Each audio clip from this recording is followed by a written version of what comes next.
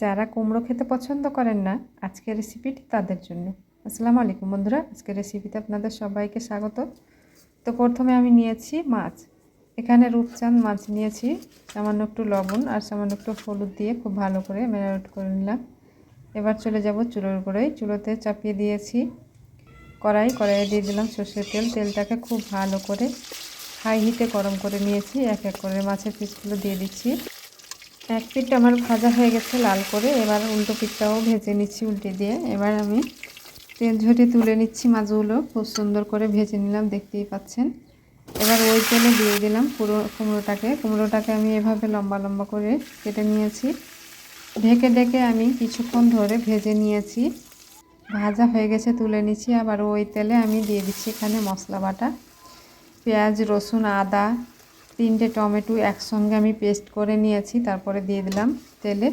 এবার এখানে দিয়ে দিচ্ছি লবণ আর হলুদ আর ধনে গুঁড়ো দিয়ে মশলাটাকে খুব ভালো করে কষিয়ে নিলাম। ভাজা কুমড়োগুলোকে আবারও দিয়ে কিছুক্ষণ কষিয়ে নিয়ে তারপরে পরিমাণ মাপে গরম জল দিয়েছি।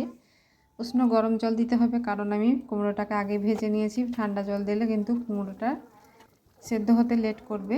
এবার আমি মাছগুলো দিয়ে আর জিরে গুঁড়ো ছিটিয়ে কিছুক্ষণ আরও ফুটিয়ে নিয়ে তারপরে নামিয়ে নিয়েছি। আর নামিয়ে একটা গামলাতে পরিবেশন করে নিলাম। কেমন হয়েছে বন্ধুরা অবশ্যই কমেন্ট করে জানাবেন। ভালো লাগলে লাইক, কমেন্ট, শেয়ার করবেন। ধন্যবাদ।